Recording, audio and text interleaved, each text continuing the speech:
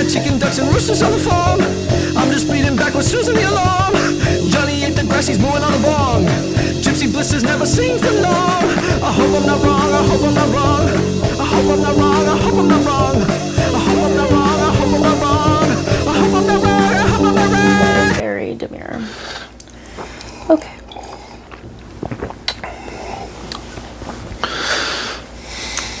All right.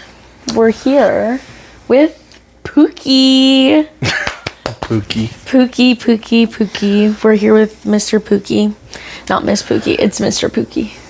Mr. Jake Pookie. Whitmeyer, everybody. Episode 5 of Unstable Creatures with Pookie himself. We kind of wanted to get into a couple things. A few things. Life. A few things. I think that it was a perfect time for us to kind of get on and talk about comedy. Us, Kill Tony, Austin as a whole. The Austin vlog was super sick. Oh yeah. So much fun. What would you rate Austin? 1 out of 10, the trip? On a scale of 1 to 10. 10 being like... It's got to be like a 9.5 or a 9.6. Yeah. Like, I feel like I'm too poor to gauge like trips just yet because I haven't been on that many. 100%. I went to Disney once whenever I was 11. Yeah. So you have like a daily budget every single day of your When you have to live under $20 a day, I think vacations aren't really on your minds.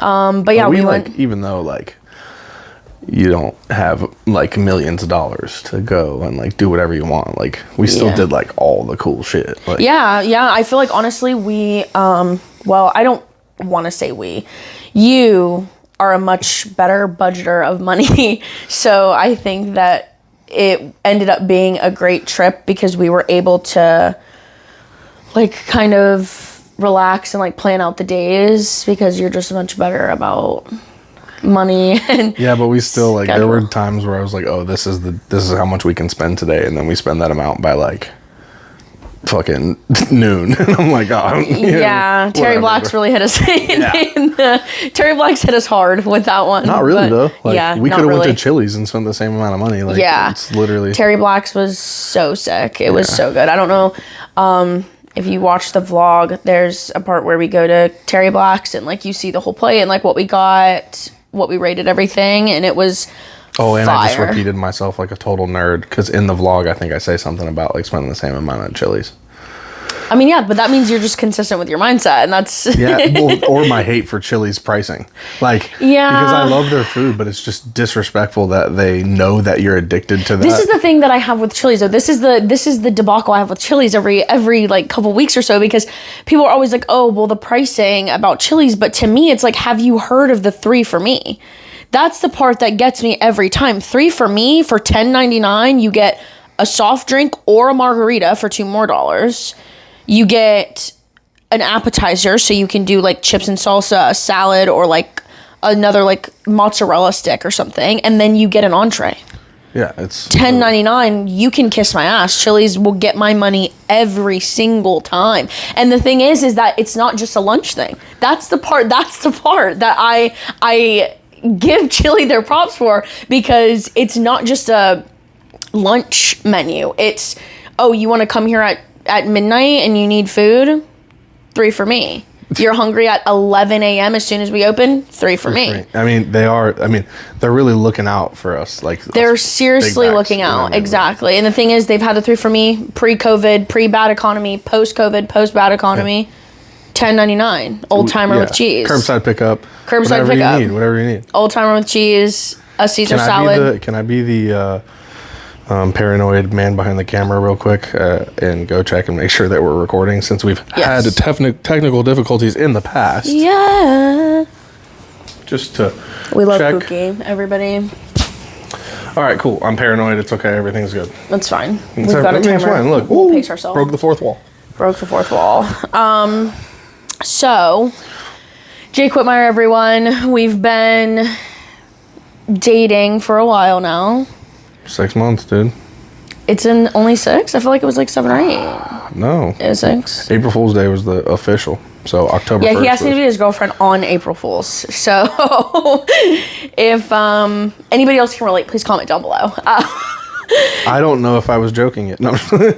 You definitely were joking. It's fine. That's commitment to the bit. Like if if it's 6 whole months and you're like, so surprised that April Fool's. I would kill myself. That would definitely send me over the edge. I'd unalog myself. And then I'm like consoling you. I'm like, look, like don't be sad. It's okay. Like it was just a prank. It was just a prank.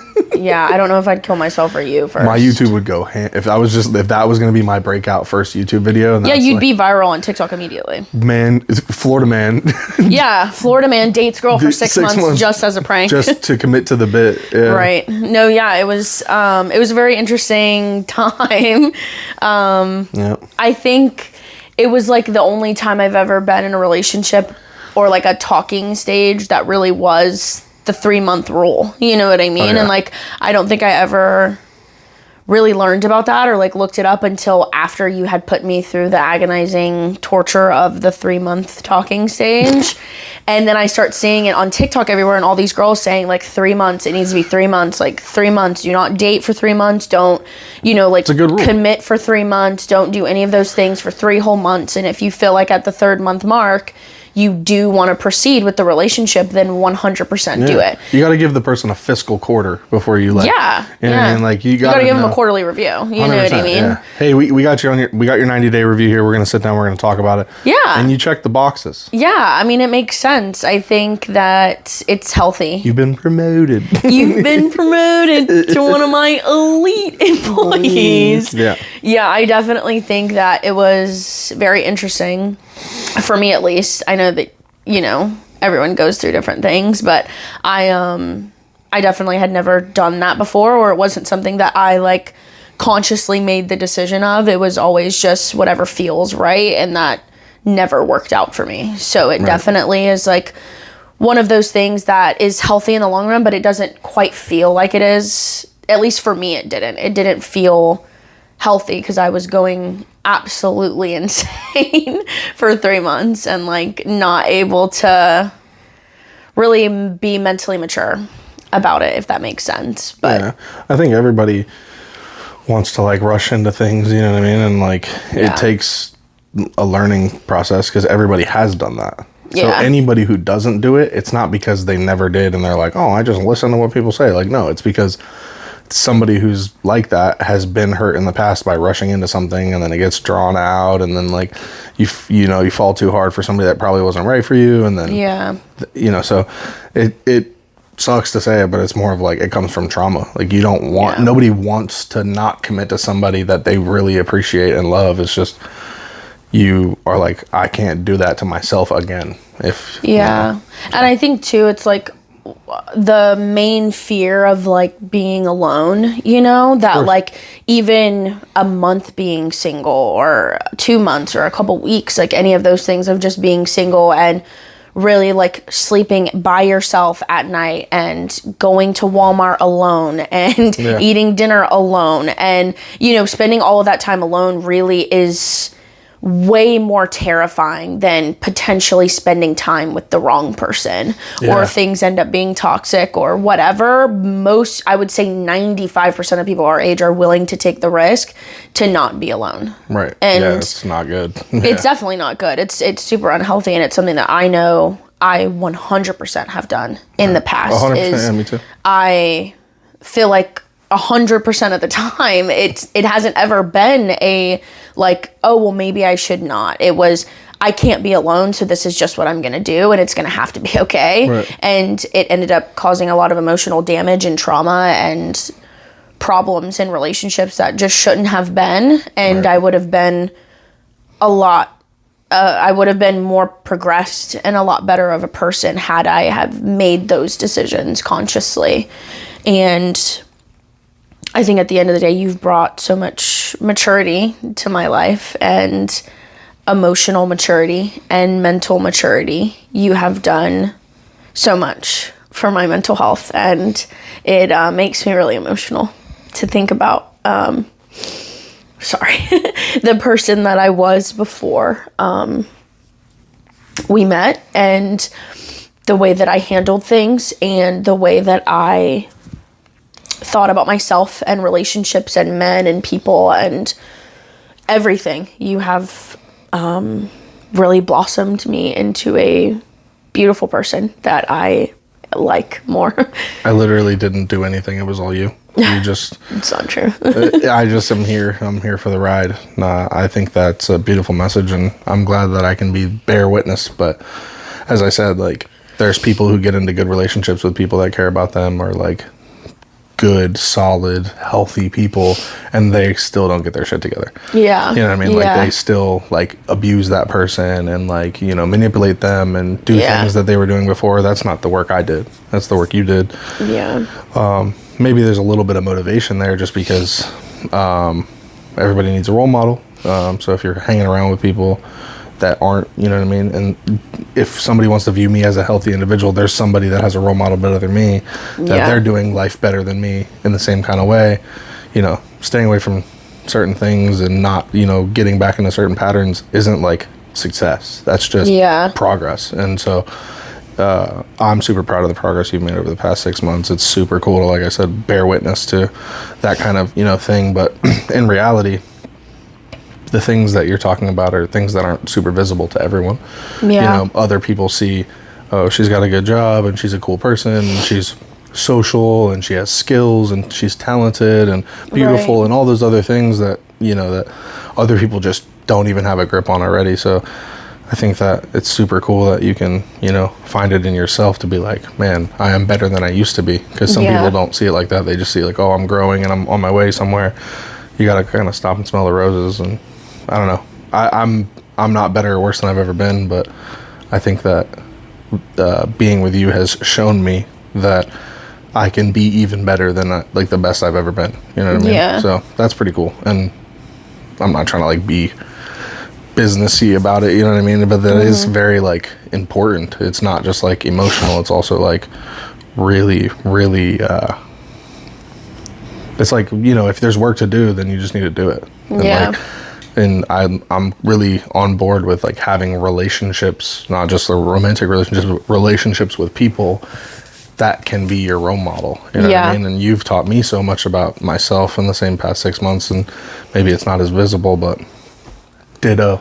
I think that constantly learning from each other is something that I think me and you have done really well with, and something that we've definitely strived in is constantly learning lessons and having each other teach each other things and what's better this way, or what's this perspective, or what's this mentality, or how would you go about it, and, you know, sharing that mindset together to be able to create something that benefits both of us. And I think that that's something we've really excelled in our relationship as a whole. I think we just both respect each other as adults and as decision makers. You know what I mean? Like, it's kind of like talking to your brother or your sister that you really know that they know how you think, and that maybe they have a different way of looking at something that you're trying to decide on. And, you know, you see those kind of really strong bonds with people, with their parents or with their siblings, because they do love each other, and they want to know, like, dude, what should I do? Like, what's my path here, you know? And with certain things in your life, you have certain people. Somebody, you know, sometimes when you have a financial decision you have to make, you call that person that you know that's like super good with money and like always understands. Of course. Or like if you're having a rough time with like your relationship or something that's purely emotional, you have one of those aunties or, you know, like a friend or somebody who always gives you good advice on like what to do with your mental health. Like, and it's just like cool to find somebody who knows that with everything. You know what I mean? Like, I agree. And that's like who you really want as your person. And I think that we both have made that decision that that's who we are to each other. And I think too, like that is what I feel like is something that I've grown, or maybe not necessarily grown, but like something that's very apparent in our relationship is the respect thing and the trust. That like I respect you as an adult, as a man, as a human being, as my partner, and I also trust you. I trust your judgment, I trust your discretion, I trust your intuition, I trust your judgment, all of those things. So that comes hand in hand with making better decisions and having a better relationship. Is, you know, like most people don't trust their husband or their boyfriend to make the good decision. So they feel like they have to do it, or it causes a tiff or an argument, or, you know, who needs to make the decision in this. Or it creates like a moment where you'll omit like talking to them about it at all because you're like, I almost don't want their opinion because then I feel like they'll argue with me or whatever. And that kind of conflict, there's micro and macro parts of that. Like, obviously there's times where I think, you know, that when you ask me a question, how I'm going to react just based on history. But at the same time, also, you still want to know because you're like, are we on the same wavelength? Because that's so important. Because like, especially being only 6 months into dating, like, even though it feels like a long time for us, it's really not in the grand scheme of things. It's just a blimp. You know what I mean? It's we're just now breaking the walls of like, okay, I really feel like I fully know this person, but there are still things that maybe I don't. And that's why, like, if something comes up, I'm always like, hey, would you be mad if this were to be a situation? Even though I could trust how I would assume you would feel, I'm always going to ask. We could be married for 10 years. And if I still feel like I don't know, I'm going to ask because I want to know your full opinion about things. And, I mean, right now, I think both of us we're getting really good at assuming how the other person is going to feel or act about something. Right. And like, but that doesn't mean you stop learning because we're also changing too. I have to keep learning. Like we're 25, 26, old. She's old. Very old. But she got the coolest birthday present ever. Yeah. But anyway, but yeah, like, I think that like when you're 25, like it's easy to just think like, oh man, I'm so much smarter than I was when I was 18. And like, you know what I mean? Like, it's like, you feel like such a more established human being when you meet 17, 18, 19, 20 year olds. You're like, wow, like baby, like mindset. But then again, somebody who's 32 is like, dude, you don't understand. You're still in your 20s. Like, you don't get it. Yeah. And so I think that like that plays a big role in it too, is it's like, you have to understand that every 3 months or so, you have a different worldview. You have a different thing you're focusing on. Like, you're doing different things in your life that matter to you. Yeah. You know, your ideas are shifting. So like, I think your situation changes. So as your situation changes, your mindset changes, and you become the person that you are figuring out you need to be, and how you feel, the things that make you happy or sad, of course, change as well. So you have to know that about, like, oh, something that bothered you, 6 months ago when we first started dating is just dead in the water now, because it's 100%. Like, we don't even talk about it. It's like we know that about each other, but that thing 2 years from now could come back up and become a problem again. So you just have to always never let shit go and just be like, yo, like, what's bothering you right now? Like, what about how I did that? Like, because if I said it one way 3 months ago and I'm like, oh, like, she understands my perspective there, she understands, but in reality it just didn't affect you in the same way, and then later you're like, no, like, that really does kind of hurt my feelings a little bit. Nobody, unless it's like a big thing, would usually have that conversation.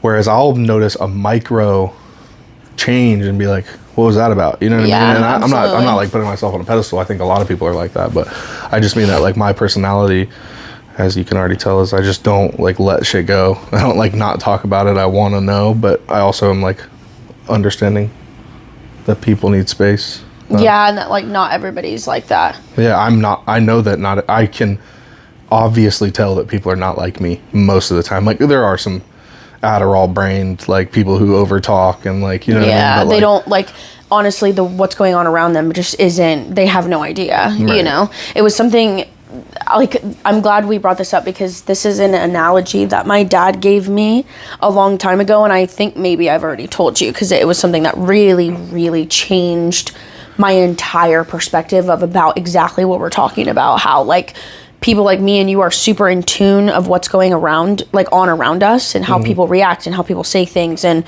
body language and demeanor. We pay attention to those things and it affects us. Part of being an empath and part of being connected to humans in a more emotional, intense way. But it was a analogy my dad was giving me, and he was like, you have to understand that everyone in the world is a radio station. Right? So everyone's got a radio station knob, volume. Okay? So if we're talking on a scale of 1 to 12, you can turn it all the way up to a 12, which is super loud. Or you can go all the way down to a 1, which is barely you can hear it. And everyone is on a different volume of the radio. Right. And we are people that are at a volume 12, where we feel everything to the highest degree. Right. We are very in tune with what's going on around us, and emotions and people and how we feel. And some people are a 4. Some people are an 8. Some people are a 1. Right. Some people are, everyone is on a different volume of their radio. Right. And you have to understand that those people can't turn their volume up or down, and you can't turn your volume down. So you have to be a 12 living in a world of 2s and 5s. Yeah. And sometimes a 12 marries someone that's a 4. Yeah. Someone that's a 1 marries an 8. And those are things that we have to navigate. And to me, like, whenever he said that to me, it just put it into perspective of, like, it's not that there's anything wrong with me. It's not that I need to change. It's not that I need to lower my volume or other people need to turn theirs up, or I'm going to take it personal and crash the car that I'm in. Right. But it's more so I need to learn how to be a 12 living in a world of 2s and 5s, because that's pretty much where everybody's at, is a 2 and a 5. Right. They're a 2, they're don't really understand what's going on around them. A 5 is someone that's normal, I think. They understand things, but they don't maybe feel it or think about it as deep and intense like we do. Right. You know, I feel like we have very deep conversations with ourselves about demeanor, and even with each other. We feed off of each other's, like, okay, well, you said that weird. No, well, you said that weird. You know what I mean? Right. And I think that analogy really put things into perspective for me and helped me realize that I am at a volume 12. Right. And I'm with somebody that's an 11 or a 12. Yeah. And so you understand me, and you understand the feelings that I have and what I'm going through. But sometimes a 12 being with a 12 or a 12 being with an 11 can be really loud sometimes, you know? Yeah. So I think that, like,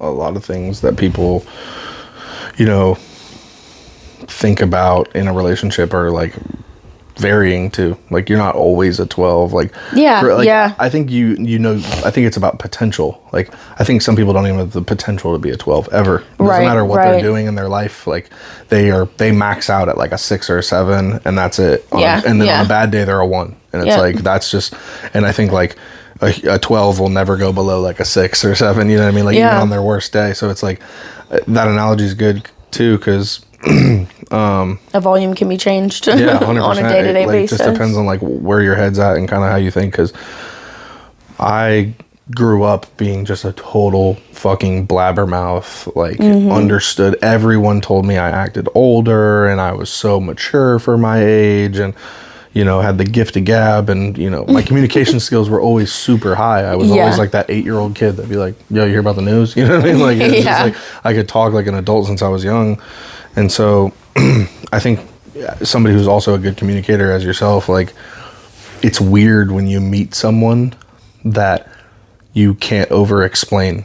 Like, you explain how you feel, and they're like, yeah, I totally get what you're saying. And it's like very weird to like have that experience. And then also to be able to articulately explain how I understand that what you're dealing with. Like, to be like, oh, I know that I said this way, and you said this, or you reacted this way, and I know how that could be me. Like, you think I'm doing this, but in reality, I'm doing this. Yeah. That's so healthy, not just for relationships and like romantic relationships, but like, I've had friends that I've had to be like that, because I have some pretty intelligent friends that are the exact same way and are very emotionally intelligent too. Yeah.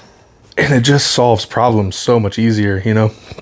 When we first started dating, I told you I'm not like the type of person where I can just like walk away and let you go, you know? And most people will hear that and be like, that's a toxic trait, But then I think when they get to know me, as we have, like, it's not that I mean I'm just going to pester the shit out of you like about what's going on. It's more like, I'd rather us converse about it instead of just agree to disagree. Because agreeing to disagree leads to resentment. Like, even in friendships, you know, you see, like, if you have an argument with somebody and they're just like, dude, like, I just don't want to talk to you about politics. Like, I'm not saying that you don't have that with people, but like with people that are your best friends, people that you love, it's like, that shouldn't be the case. You guys should at least come to a common ground where it's like, okay, Like, you think this way, I think this way. We're at a point where, like, there's not really, like, the argument we're having is either moral or religious or something like that. Yeah, yeah. And we're just gonna, we're not gonna get to the common ground that we think we're going to, but we found some. So, in a relationship, it feels cool to, like, know that there's nothing that's going to come up where I'm just going to be like, fuck, like, I can't even talk to her about that. It's just, like, not even worth it, it's and it's also, like, crazy to be on the receiving end, because that's something that I don't think anybody's been able to say about me. That, like, oh, I feel like I can talk to Selena about that, because I am a super emotional person, and I went through a long part of my life being emotionally unstable, severely emotionally unstable. So there was no healthy conversations. There was no argument that ended in hugs and it's okay and it doesn't matter and it's not that big of a deal, and we worked it out and we hashed things out the way that it needed to be. I never have had that before. It's always screaming, throwing things, like crying, sobbing, crying, it's the end of the world, like super intense emotions because of what I deal with. And so being able to, like, even just go to my therapist and say, we have conversations, and it's not screaming and yelling, and it's not, I hate him, he pisses me off, I want him to die, and then 5 minutes later, I love him so much I can't live without him, because that's me. That was my whole life of, even with family and relationships and friendships and all of those things. So it's crazy to be on the side of, like, I am normal. I am, like, having normal conversations, and I'm having disagreements, and we're able to talk it out, and I don't react in the way that I used to. So I think it's super important, and it's something that has kind of led us up to be able to be where we're at now with a lot of things. I definitely want to get into the conversation that we've had about comedy, because you do stand-up comedy. Loser. You've been doing stand-up for, I don't have one of those, though. The Kill Tony book. Yeah. That's fucking crazy, fam. Pride possession. And the recording of this is on Sunday. So, like, tomorrow is the day that we find out whether or not her episode is coming out. Yeah, because they don't necessarily tell you. So, we're probably not going to sleep tonight until that drops. Yeah. But yeah, I definitely wanted to get into the conversation of you doing comedy and what the pros and cons have been for you, because I always like to ask people that. I know you also do jiu-jitsu, so that's also something that this guy's lame, dude. Get him that's off the also episode. Something that I like to ask people's, what has this done good for you and what has this done bad for you, because I think there's both in everything, and I think it's healthy to kind of acknowledge both, because it's an expansion of a conversation. I feel like people only talk about, like, what I like about jiu-jitsu or comedy or drawing or whatever, but some things have negative aspects to it, and I think it's kind of cool to hear everyone's perspective. So you started doing comedy, I think 2 or 3 months after we started dating. 2 or 3 months after we started, like, hanging out and talking. I think I started 1 month after we were official. So I think my first time up was May 1st. Okay. And so October 1st was 5 months. I've been doing comedy 5 months. Okay, so you've been doing it for 5 months now. Yeah, so what... And I didn't get in slow. Like, I've been doing it for 5 months. Like, from the first night I did an open mic, I think we've been 2 or 3. Pretty consistent, at least 2 or 3 open mics a week. And now I'm getting booked. So it's like, I have 2 or 3 open mics plus shows and stuff like that. But yeah, everybody's heard the story that's been around us, but, like, we'll tell the pod. I was coming to your stuff all the time, and then I was just a fan. I've been a fan of stand-up forever, since I was a kid. Like, my mom loved comedy. Some of the basic early 2000 Johns that everybody talks about, like fucking Carlos Mencia, Larry the Cable Guy, Dane Cook, like those kind of guys were like the stuff that I heard in the living room.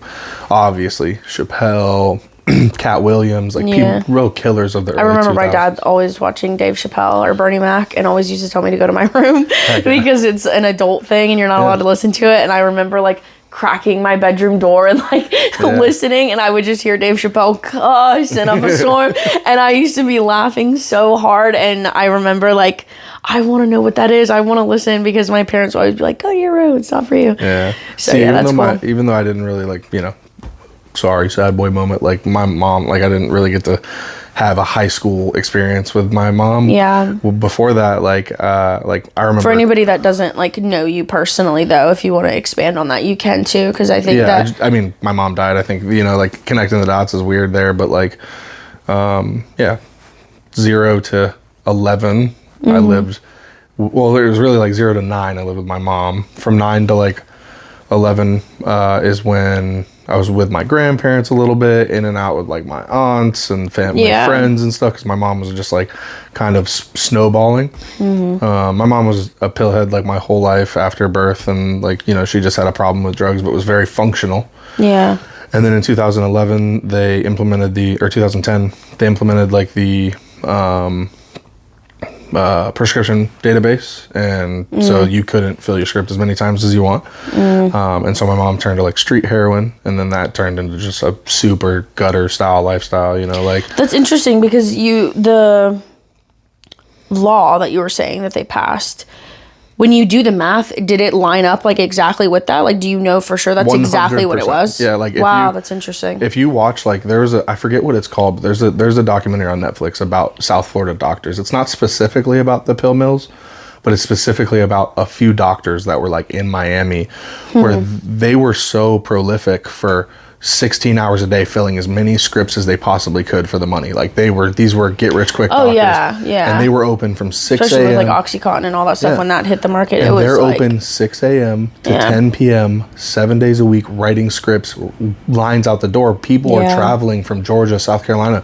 So living in Florida, my mom could fill her script as many times as she want, and a lot of people were getting clean drugs. And I hate to say it like that, but like that's how it was. There was a lot of pillheads that had real pharmaceutical grade pills, and whether they were smoking them, snorting them, whatever, like it's still real drugs. You know what I mean? Right. It's not street drugs like you were saying. And then like if you watch that documentary, it's like the dates are eerily similar to like when my mom, like it's whenever you started to notice that when the whole family are like it spiraled a bit out of control. 100%. She went from working a very consistent job. My mom worked at Red Lobster for 15 years. For a few years before I was born, all the way up until I was 11 or 12, had the same job. Like consistent job. It's a consistent job. Nobody really ever knew. She was a normal person. Like, we went to church. I had a good life. Like, not a great life. Like, we moved around a lot. She skipped rent. Like we got But her you like stuff at least always repoed had and, like a house to live in or somewhere to live. Right. Like you always had clothes. Like that sort of deal. It was deal. obvious to people that were close to me that I was the kid of a drug addict. Like, if you were a mother and I was coming over to your house and I was like hanging out with your son, you would have definitely been like, what the hell's going on at home? Yeah, but it wasn't like super it wasn't dysfunctional.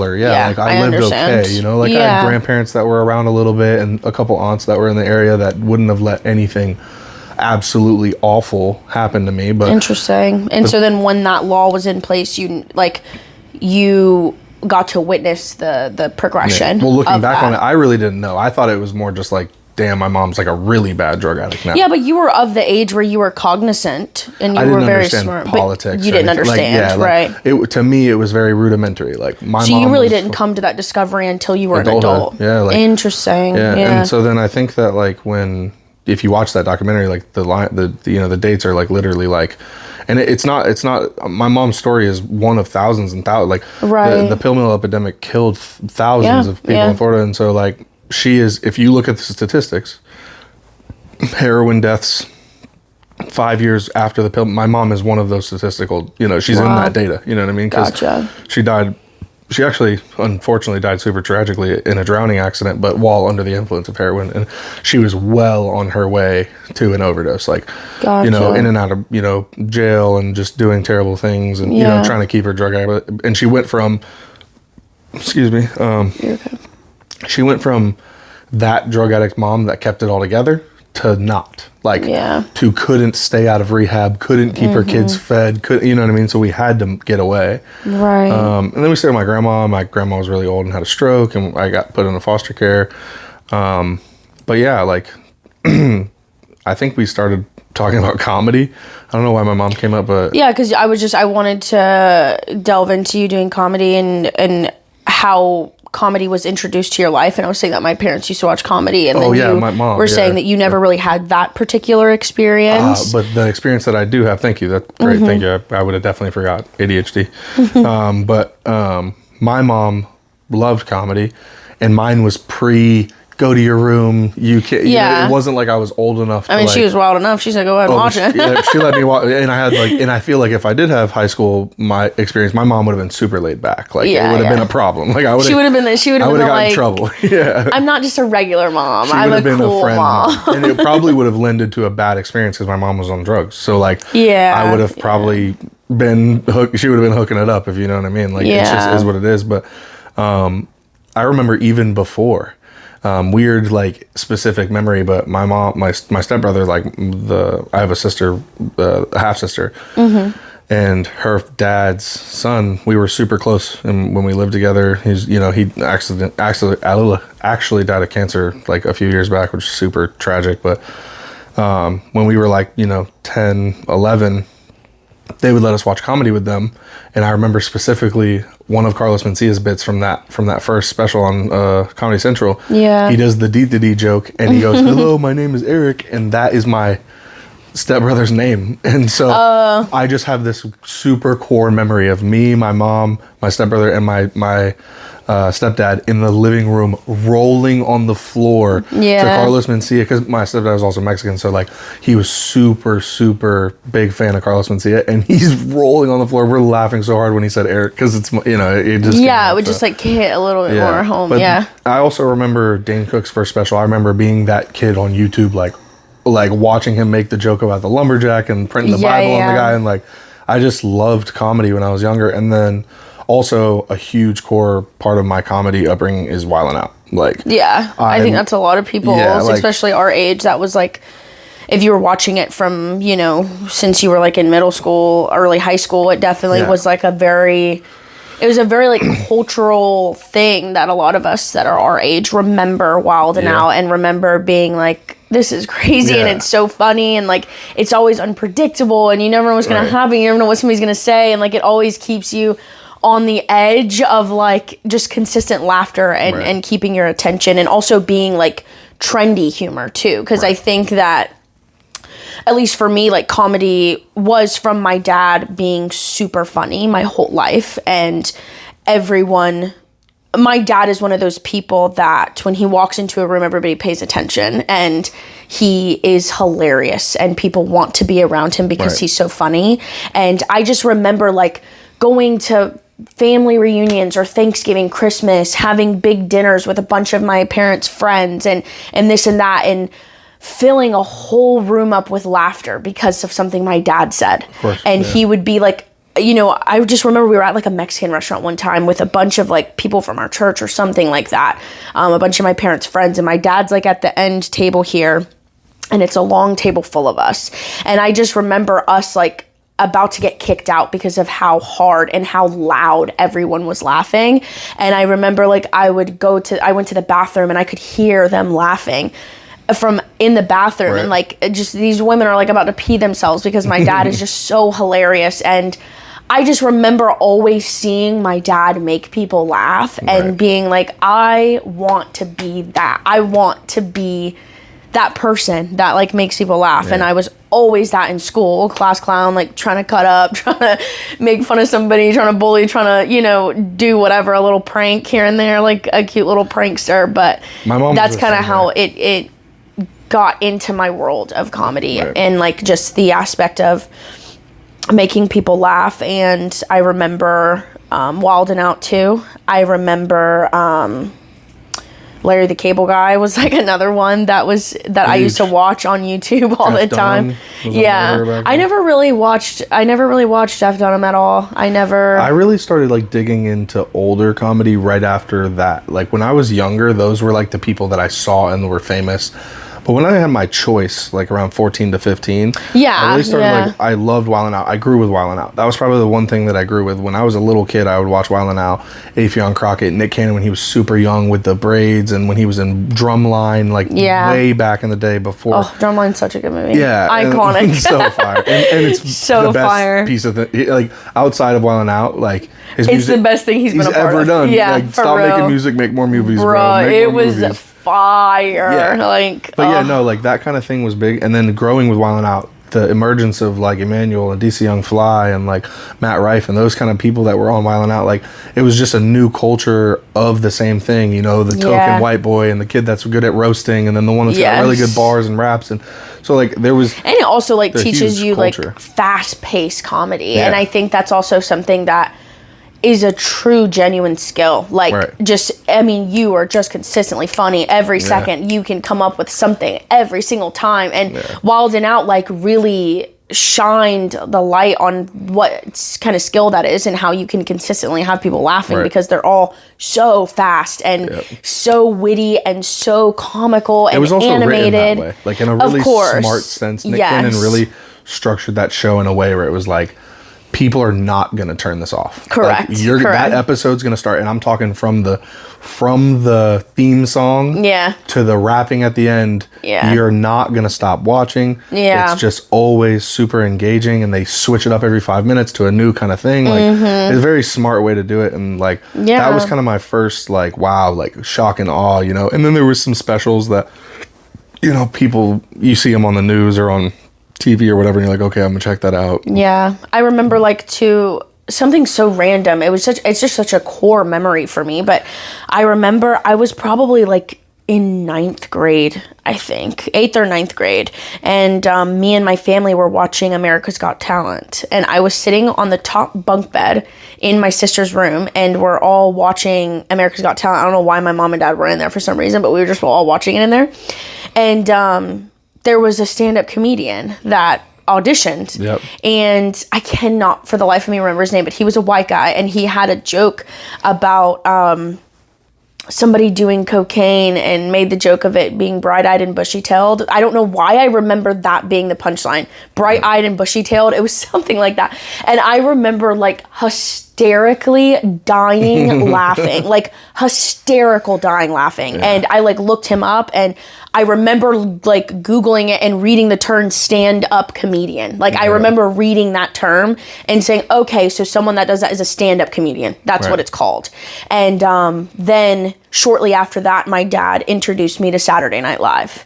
And that opened up everything for me. So Saturday Night Live was my Wild 'N Out, I think, because I definitely watched Wild 'N Out, but it wasn't like my thing. It wasn't something that I really focused on or like watched a lot. It was Saturday Night Live for me. And Chris Farley and like Adam Sandler. And I remember watching old skits of Saturday Night Live because it's been around for forever.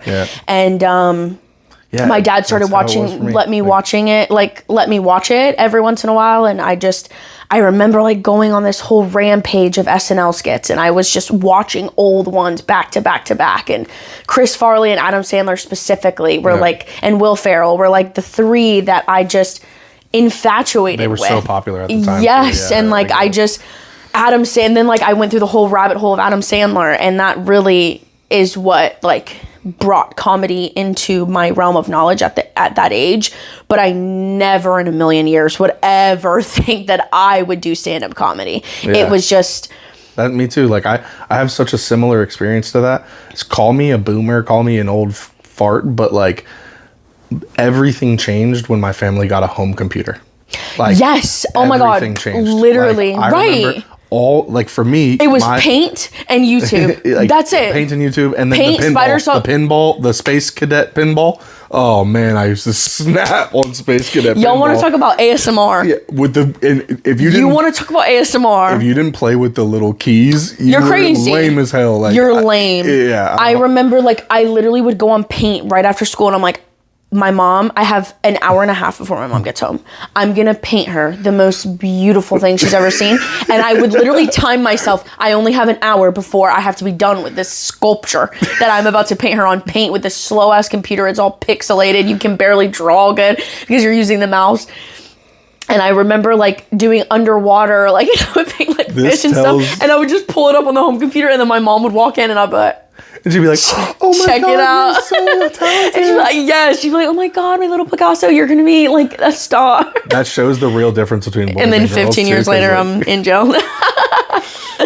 not painting a damn thing. Not painting anything, honey. You're like with crayons and a Bible in the jail cell. Just yeah, honey, if she would have seen. But yes, a home computer. You're so like it's valid. Funny, the difference between boys and girls, because you're there like painting this beautiful painting for your mom to show your love, and I'm listening to like, I'm watching like Modern Warfare 2 fucking highlight clips with Eminem playing in the background, and I'm drawing tits. balls on fucking on paint. You know what I mean? I'm putting those little S's that you do, like the little the Eminem S's, the S's that you do. Listening to like really cringy early 2000s Eminem songs over top of a like sniping montage because I didn't have internet access at my house. So I'm like, these guys are sick. Yeah, I remember a home computer. I only, like how you just said, I only watched SNL because like that was what was available. That's how I felt about Wildin' Out, because I had cable, but we didn't have a home computer.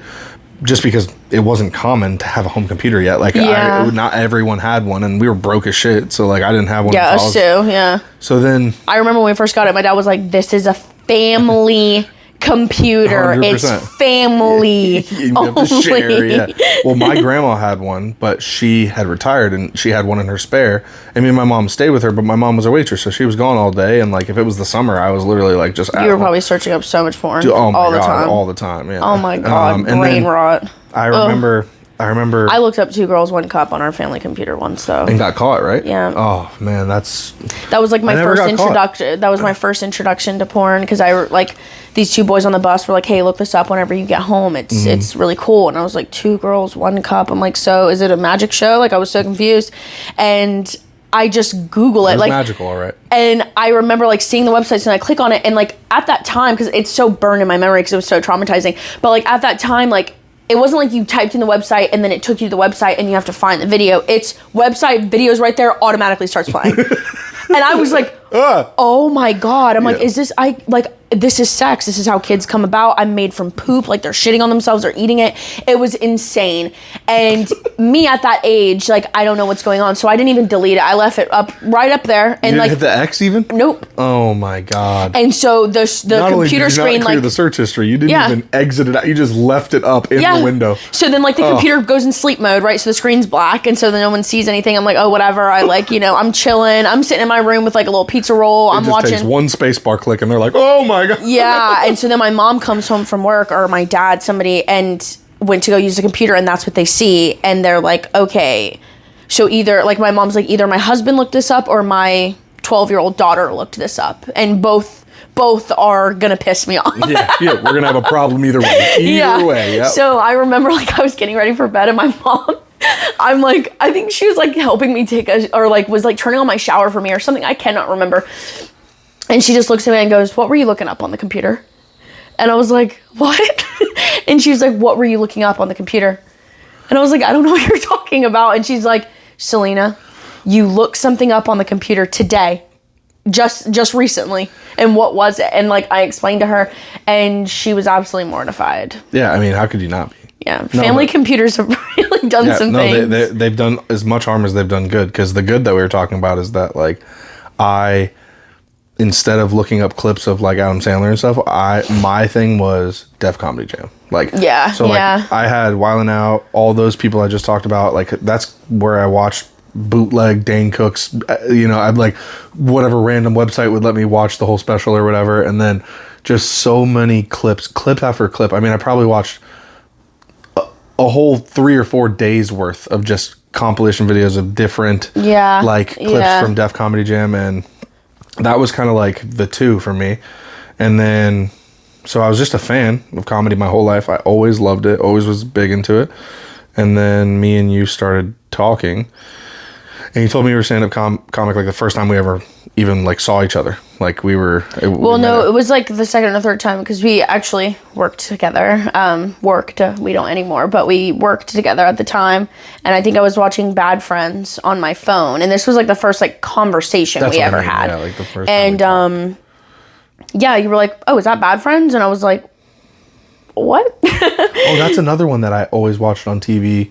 Mad TV. Before the computer was Mad TV as well. Like, it was like, and Comedy Central was like still a huge deal back then. Like, Comedy Central was like the upper echelon, like, of, you know, comedy. I think for me, it was like, it was so different. I don't necessarily know why, but like black comedy in particular, like very famous black comedians like Richard Pryor, Bernie Mac, you know, all Dave Chappelle, Chris Rock, Kevin Hart, even like all of these comedians, but specifically black comedy, really didn't get into my realm of like, oh, this is what this is, until like I was a little bit older. Right. I was probably like 17, 18, 19 before I like really gave it a listen and really delved into what that is. Well, DC Young Fly probably opened the door for our generation the most. Absolutely. Like, DC Young Fly really, because between Richard Pryor and Dave Chappelle, there wasn't like, for a long time, there really wasn't like a super big breakout black comedian that like really took everything by storm. And then the early 2000s was filled with it. I mean, Cat Williams, Dave Chappelle, you know, even like the older cats, they were just murdering the comedy scene. Like every special was them. They were killing it. So like I think that it was underappreciated for a little while, and it's like there's not. And I definitely like fell into that because, like I said, SNL was like my wild and out, and that's, you know, it's a mixture, but it's definitely a white version of it. It's definitely white comedians and white comedy, which still love, nothing wrong with it at all. It was just I wasn't really like, I didn't really quite understand the like how wide comedy can really be until I went down like Def Comedy Jam rabbit hole and I started listening to those comedians and being like, okay, scared of you motherfuckers, right? And really being like, oh, okay, so this is what my dad used to watch. They absolutely murder. It's ridiculous. And I think that like maybe part of that whole cultural thing that we were talking about is that, you know, some people only watch what was on TV and it was skit comedy. So like we didn't get to see specials. You know what I mean? Like every once in a while you watch Comedy Central, you see a 30-minute, but like you didn't get to see Dave Chappelle's special. You didn't get to see that wasn't the way that we ingested comedy like that. Yeah, like it wasn't like something that you saw on TV. So our intro to comedy was 30-minute shows like Mad TV and it was really, really fun time. I remember, you know, just talking about it with another comedian recently, like I wouldn't have it any other way. Like that shit was awesome. I remember like being 17 or 18 and then like rediscovering certain things and going back and watching clips. And I think it was like, perfect for like us at that age to be able to ingest it because it's exactly what we needed. You know what I mean? Like it's like very similar to all of like the MTV shows, like how they were, and just, you know, the consistency and the pace and all of it was very much like our generation's consumption style. And it's kind of interesting to like see how that kind of played out with everything. Yeah, I mean, it even shows itself in like how popular certain media forms are now. Like it's gotten even shorter. Like there's no reason that like Vine and TikTok and those kind of platforms that are so fast paced like with our generation so common, versus like Facebook and those things were like the generations and before us. And even those are adopting, like Facebook has Reels and Instagram has Reels because they know it's like crazy. they have that quick, you know, dopamine release. And even before it was scrolling, there was still, you know, that Nick Cannon mindset of like, we have to make it like every second is funny. You got to keep them engaged. You can't be these long buildups. And then you see it even in comedy now, where like joke tellers aren't like these long, you know, Richard Pryor storyteller type of comedians. They just say crazy shit and they do a lot of crowd work and they're trying to keep pops going and going and going, and it works a lot for a lot of people, you know. But then I also still think that there's comedians out there that do old school comedy and it's like super, super efficient, you know. Yeah, absolutely. Gets huge laughs. I mean, Adam Sandler does both. You know what I mean? His last special he just released, like some of his stuff is just him playing around and being funny. And then he tells a super complex long his last joke. special definitely, like, because I don't know, like I was saying before, Adam Sandler was just he was a staple in my comedy knowledge and see, that's so weird. Inspiration. He was an actor, but he also was a comedian and like did funny things. And him and like Robin Williams to me were the two that were just like, I want to do what they do to people. Yeah, 100%. I want people to feel the way that I think I would feel if I was at one of those shows. Fair and enough, like, you know, Robin Williams like coming out and he was like brushing someone's shirt and like, you know, like touching this girl's hair and going all over the place and like, oh, you have beautiful eyes, like just crazy. And everyone's like, oh my God, like I want to be around this person. captivating. Completely captivating. And Adam Sandler is so creative and so original and so undeniably hilarious and so quirky and unique, and there's no other comedian like him, not even close. There's no one that even attempts to be like him, because it's so him. And his last special just reignited like my love for Adam Sandler and put some fucking respect on his name. Put some respect on him. Put some respect on him, because I love that man to death. Remember the Christmas movie thing he did? Yes. Like, God, that's so wild. It's insane. Some people are so creative, man. Like Adam Sandler was a legend to me as a kid, as most people know who know me. I don't really fuck with movies like that. It's a big problem that I have, and like people judge me for it all the time, that I just don't fuck with movies. But I fucked with a lot of comedy movies when I was younger. I love 50 First Dates and you know, Happy Madison, and I love Will Ferrell. So I ingested them in a way that wasn't SNL. I'd never even heard of Adam Sandler, stand-up comedian. Like, that wasn't like a thing for me until I was an adult. Because he's such an iconic actor too. I mean, he kills it in everything. So is Will Ferrell. Will Ferrell's acting career is amazing. Like, an icon. Yeah. I mean, one of the most iconic, and you know how I feel about Will Ferrell. I'm the biggest Will Ferrell fan of all time. I love everything he's ever made. All of his movies, except Elf, which again gets me like beat up. It's just, you should die for that. I love Elf is one of the best films ever made. Talladega Nights and Step Brothers might be the two best films. Talladega Nights is definitely. Yeah, I mean, dude, there's a rat in my Cobb salad. Yeah, like that. I mean, Talladega Nights is him. It's literally a movie of iconic one-liners from the very beginning. If you ain't first, you're last. It's one of those movies that you could quote for the rest of your life. I'm coming at you like a spider monkey. I'm all hopped up on Mountain Dew. There's shake and bake. I mean, there's literally 1,000 different one-liners. You probably like once a month could take one phrase once a month from Talladega Nights and have the rest of your life of ones. Yeah. Where we were actually alluding to, like, the actual thing we were trying to talk about was how I started comedy, and I love the rabbit hole we got down. Like, I love talking about movies and comedy and shit. Like, it's sick. But like, basically what we were talking about is that I was a huge fan of comedy my whole life. I never thought about doing an open mic. No one ever like, people as being a person that talks a lot and is like rather funny, like in conversation, people are always gonna be like, oh, you should be a comedian, but you never really like take it seriously until somebody puts it in front of you. And then me and you started dating, and I got to go to a lot of your shows, and obviously you were bugging me like, oh, like, you should get up and you know, like, you should try because you like expressed to me that like it's always something you've wanted to do, it's always something you've wanted to try. Of course, you've always been told that. And to me, like, if anyone ever expresses that, it's always 1,000%. It shouldn't even be like a second thought. And you as a should comedian try now, it. I'm the same way. Like I tell you have everybody. to. Yeah, and to me, it was like, if you hate it and do terrible, who gives a shit? You did it once. Right. And you can always say, at least I tried, or at least I did it. And then if you love it, you will thank me in a couple months. Right. And you'll understand why that is. And it is terrifying. And I think for me, I didn't grow up somewhere where there was a comedy scene, like ever, until I moved here. Right. And there was no comedy shows. There was no, like, that just wasn't a thing. Like, even though we lived like in Floribama area where there's bigger cities around, like Tallahassee, I'm sure had stuff, but it just never was an option for me to do an open mic anywhere, like nowhere, until I moved here. And it was something I've always been told. And it was kind of at the time when Pineapple's open mic was becoming a bigger deal, and there was an established comedy scene here, and a lot of the guys that we do comedy with now were doing it back then too.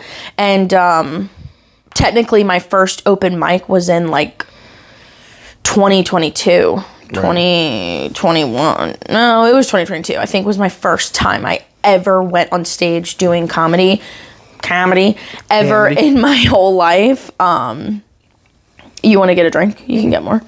Just need to wet the whistle. You know? Wet that whistle. Wet the whistle. Yeah, I think that it was 2022, and I had some friends at the time that were like, you know, you have to do it. You have to do it. Like, and then one day we were just drunk at a bar, and they were daring me, like, you have to do it. It's tomorrow. We know what day it is. We know where it's at.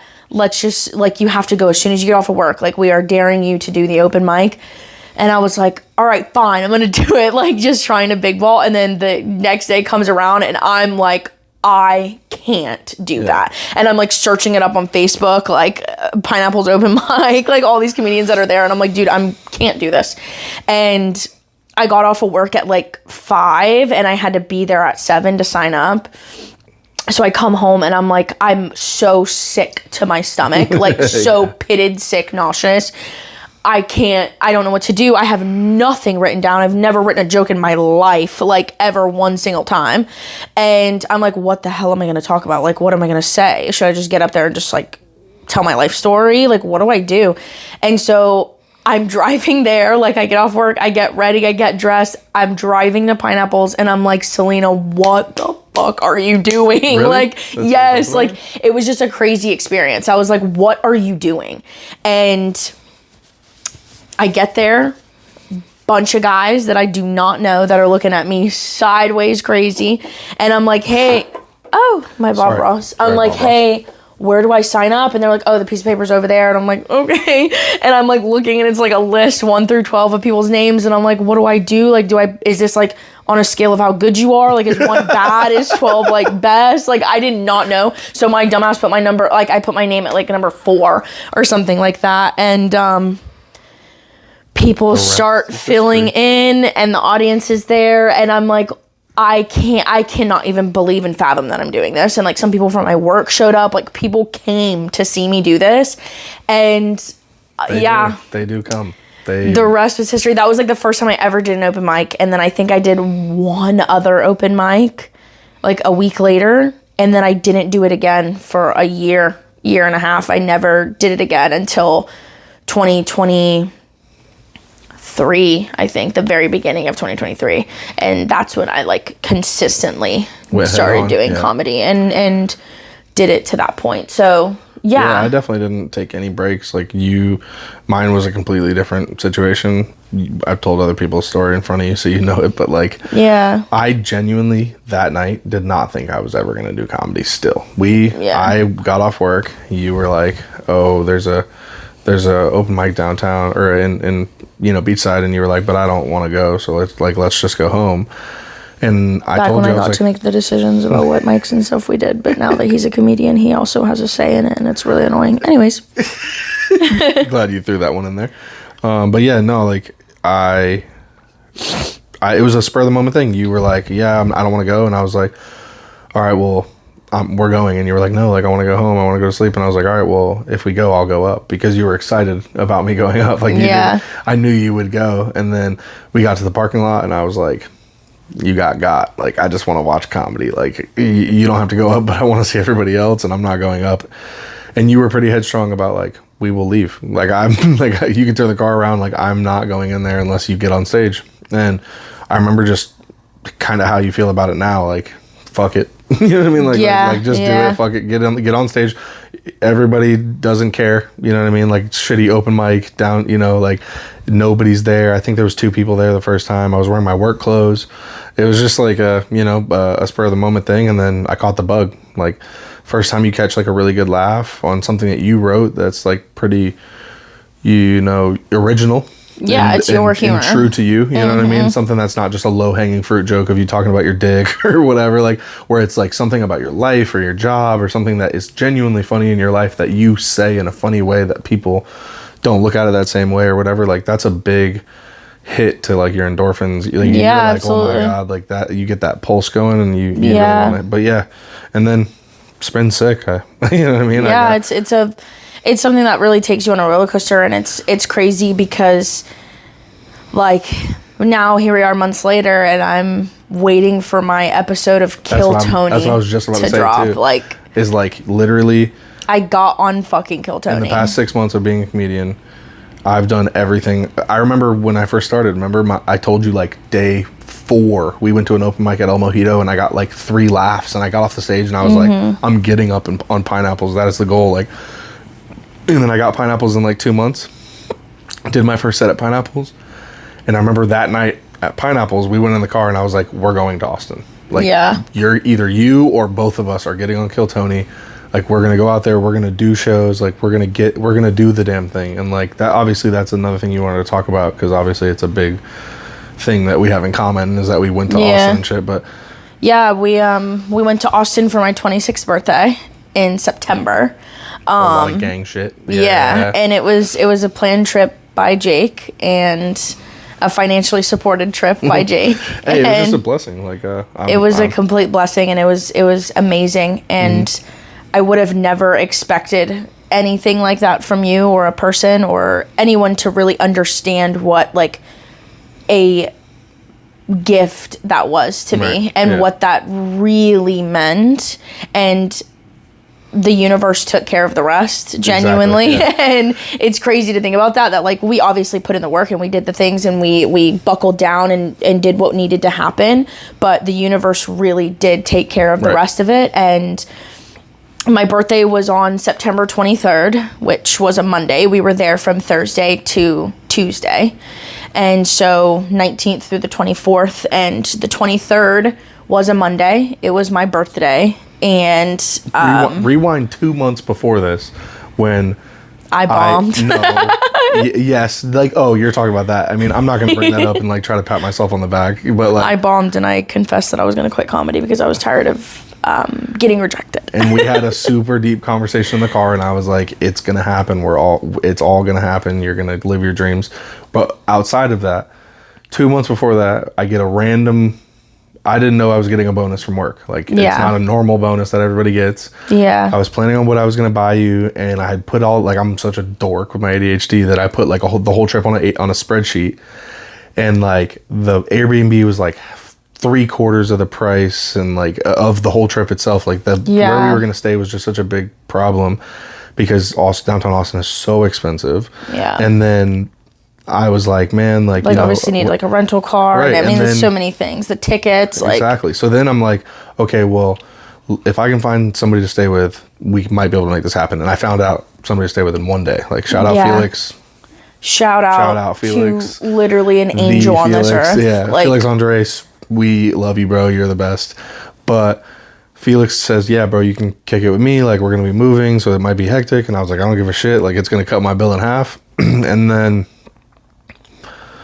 not even 3 days later, Tim, my boss, also shout out, was like, we loved him. And then he's like, yo, like, by the way, everybody's getting the bonus at work. Like, it's usually only a certain people, but like, we're splitting it this time, and everybody's getting it, and you're getting X amount. And I was like, oh shit, like, it just all came together at one time. Like, it was such a weird twist of fate, where it was like, man, I don't know if I'm gonna be able to make this happen. And or if even though like I had started a new job, it's like a place that I had been at before, so they were totally cool with me taking time off. Like, that also doesn't normally happen. And like, the rental car situation was a nightmare, and we ended up working it out, and the plane tickets were pretty easy to handle. Honestly, even without all of the magical things that happened while we were there, getting on Kill Tony, me meeting those guys down at B Team that like are super, super cool and like low-key celebrities in the sport. You know what I mean? Like, that is like, would have made the trip fulfilling. Dude, we got feature spots on a paid show at Maggie Mae's. Like, that's crazy to think about. Like, for the first time at Austin, you know, we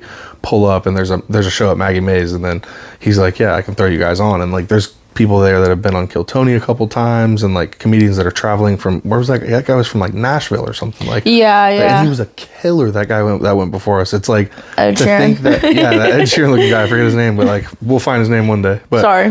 Regardless though, you know what I'm saying? Like, it was such a fulfilling trip without any of that stuff. Like, just being able to go visit amazing. Austin, see the mothership, let alone get in there and get to like, you know what I mean? Like, we're literally, it's my birthday, and we're there, and we've had an amazing trip so far, and it's basically the last day that we're there. And I wake up, and Jake bought me a bunch of Squishmallows. Shout out to Mr. Sandworm, we love. Special edition Squishmallows. Yeah. Hard to, Beetlejuice Squishmallows. He made me breakfast and gave me such a beautiful gift. And we kind of did what I wanted to that day. We went to a super cool, weird museum that was in Johnny Depp's old apartment. Oddly enough, so weird. And kind of just chilled for the day, like got some drinks and ate good food. And we're just pretty chillaxed for the day. And all day. You got to remember, we got tats. Oh yeah, we got tattoos. So like that was also like a high adrenaline thing too. And just the all day that day, I was so nervous because it's going to sound so corny and weird, but I knew that I was going to get on Kill Tony. Like, I cannot explain it. I don't even know how to go into depth about it. Like, I just knew that I was going to get on Kill Tony from the moment that we started planning the trip, and like the sleepless nights and the anxiousness and like envisioning it and knowing that it was going to happen. All day that day, I was like, dude, I don't know whether to be like so excited or I'm going to shit my pants, because I just knew it was going to happen.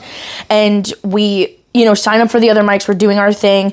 All right, KT sign up is at whatever, 6:30, 7:30, whenever it was. And then we go get in line, sign up for KT. We go kind of walk around. What are we going to do? I think we hit a mic maybe before that. And then we went back to the bar, and we're all standing there, and like I'm exhausted. My feet hurt so bad. My legs hurt. Like it's fucking hot outside. There's a million people inside the bar. Outside the bar, there's nowhere to sit. Like it was a crazy experience. And they're coming by and calling people's names, and like everyone's cheering like, oh my God, and I'm like seeing these people run over to the mothership, like getting on Kill Tony. And I just got this wave of calmness. Yep. And that's when I really knew I'm gonna go. Like it's gonna be me. I just got this wave of calmness where like everything is gonna be straight. Yep. Like this is gonna be great. I see the guy like running over to the microphone to announce the name inside Poor Choices, and we're outside. I'm like, oh my God. And then, or we were sitting in the back of the bar, and I'm like trying to find somewhere to sit because my legs and my feet are killing me. And you're like, let's go outside, let's just go to the front, I want to talk to people. And I'm like, of course you fucking do. And so gift a gab, we're out there, like, and so then we're like going to walk towards outside, but we just kind of like sit in the front of the bar, like where the door is, and we're just kind of standing there because we see the guy running. And for some reason, he like took his hoodie off because it was hot, obviously. So then he comes in to say the name on the microphone, and I just knew it was going to be my name. Like it was such a crazy thing. I knew it was going to be me. Right. Yeah. And he goes, Selena, Ubias, you're going to be on Kill Tony. And it was just, yep, I knew it. And so then like I took off my fanny pack, I handed it to you, I looked at you like, holy shit, I cannot believe this is happening. But I could believe it was happening because I knew this whole time it was going to happen. And I envisioned like me running across the street. Like I just knew it was going to happen. Yeah. So surreal and insane. And then as soon as you go in there, I'm not going to name any names, but two people who had gotten on Kill Tony before run up to me, and they're like, yo, isn't that your girlfriend? And I was like, yeah, it's my girlfriend. They were like, oh, like, there's an alley right over here. Like, we yeah, and honestly, let me say something. I have a fucking bone to pick with you. For whoever, I have a bone to pick with both of you. Because here's my thing. I understand you understand the pattern, right? But this is Pookie Bear.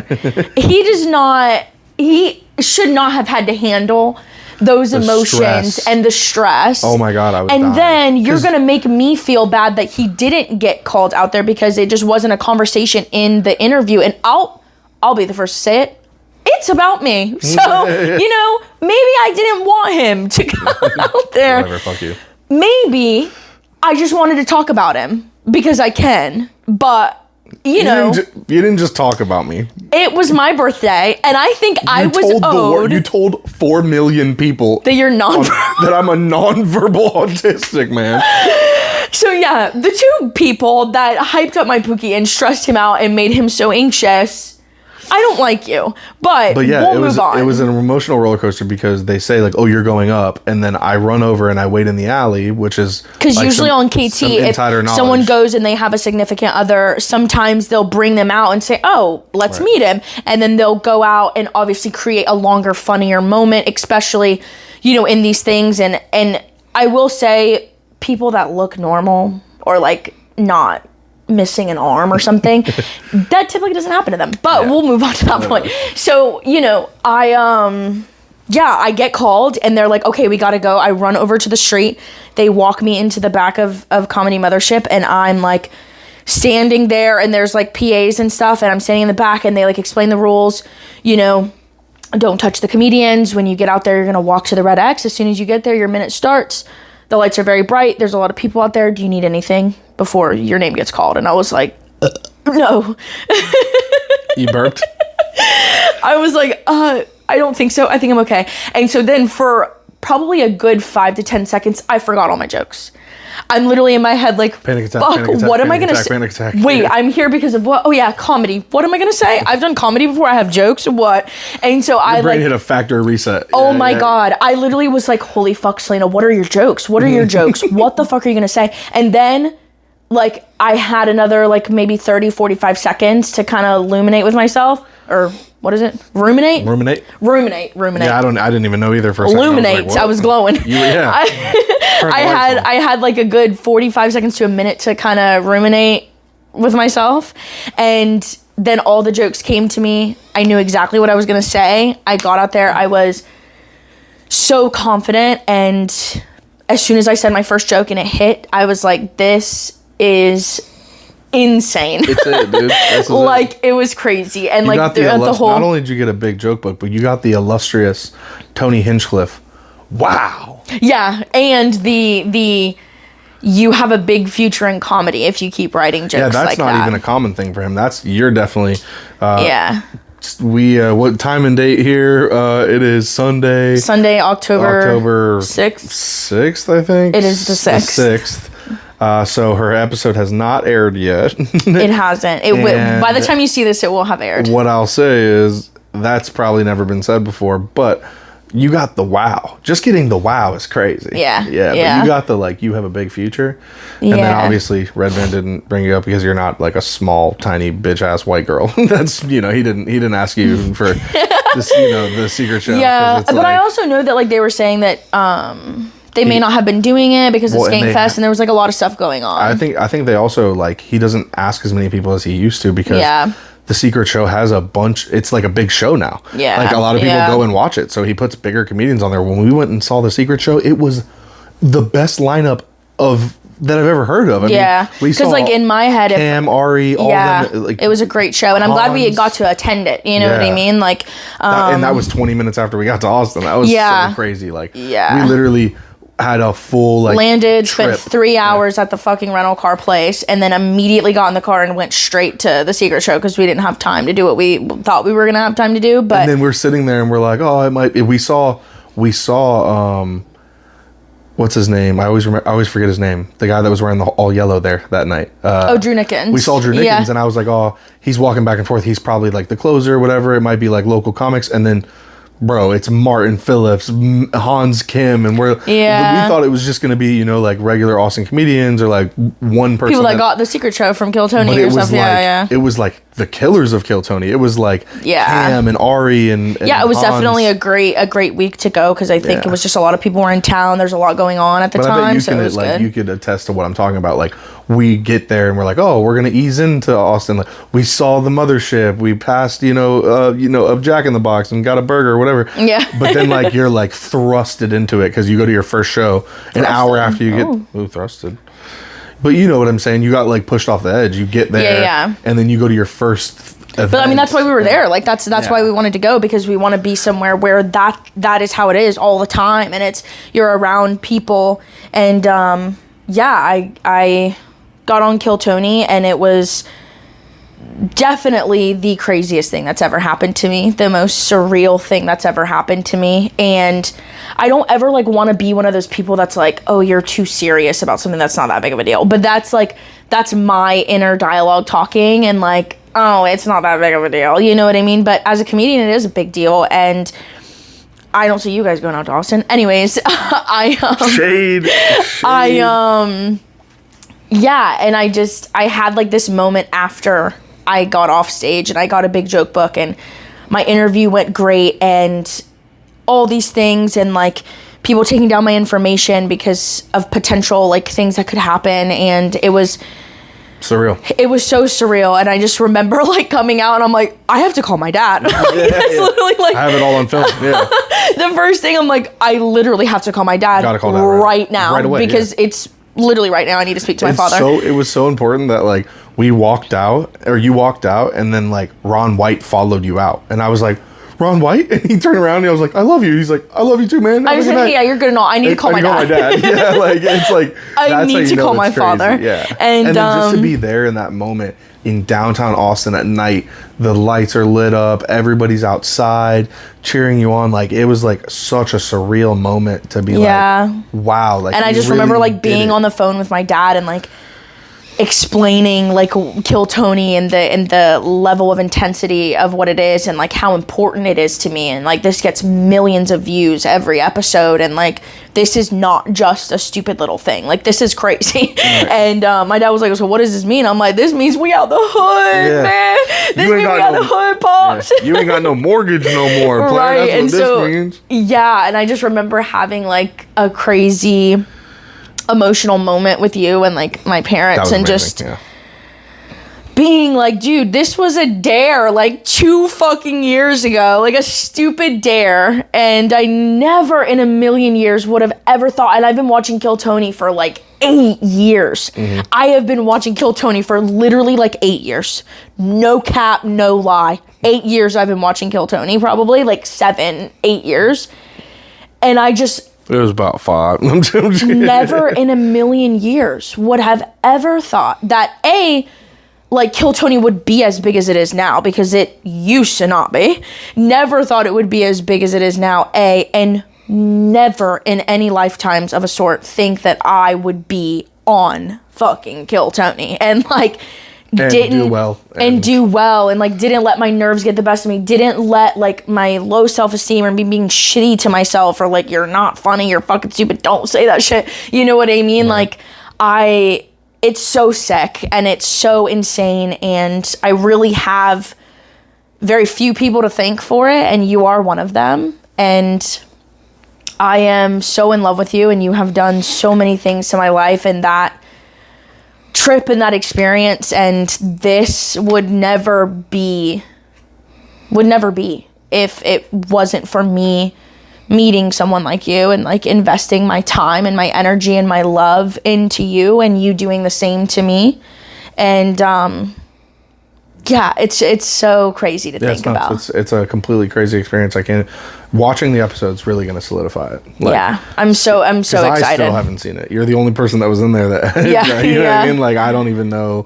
You obviously have explained it front to back to me, but like, I'm going to watch it with all the local comics, and like we're going to get to watch it and be like, I'm going to be freaking out as much as them because I haven't seen it 100%. It's just amazing. Yeah, and it's like to think that like all the stupid, shitty open mics that I've done at stupid fucking bars at midnight, 1 a.m, all the times that I've bombed and got made fun of and roasted and called the Puerto Rican Epcot ball and like all these fucking things, and like, all these things, like I look like Dora got stuffed into a fucking biscuit can and popped open, like all these things I've endured. Don't start. All these things I've endured, for it to like end up me getting on Kill Tony. Yeah. And it's like you're kind of watching your work and your investment and your dedication come to fruition, and it's an insane experience. And it'll be an episode with the Skankfest guys, so when you see it on Kill Tony, since everybody who's watched has made it to this point in the podcast, you definitely need to hear that, because like all of you are super loyal fans that watch every minute of every podcast. You know what I mean? Like they all. I love my 140 viewers, Pookie. 140K starting tomorrow. You know what I'm saying? So yeah, subscribe. I am also a member of the podcast, even though I'm normally on that side of the camera, so I can do some plugs too. Hit that like, comment, subscribe, share it. You know what I'm saying? Do the whole thing. You will be seeing more of Pookie. He will be around. So yeah, we're gonna get after it. Yeah, Kill Tony was insane, and we are killing it, and we're gonna keep killing it. And I can't wait to do more episodes with you. I feel like there's so much to talk about. You do middle fingers out, like peace on like this, and then you curve. And then you curl it. Why don't you just do this? It's so much more uniform. It is, but that's very like early 2000s type of vibe. This is the new. This is the trendy. This is the trendy heart. Gotcha. Okay. Correct. Well, then let's do it to end. Thank you guys so much for watching. This is episode 5 now of Unstable Creatures podcast. Jake Whitmeyer, Pookie, we love. Thank you so much. Bye. Watermelon goblin size of King Kong. Watermelon goblin size of King Kong. Glasses shattering, million fractions on my face. I can't seem to put them back together in one place. Fractured on my fingers, swollen tongue is out of taste. Cut down all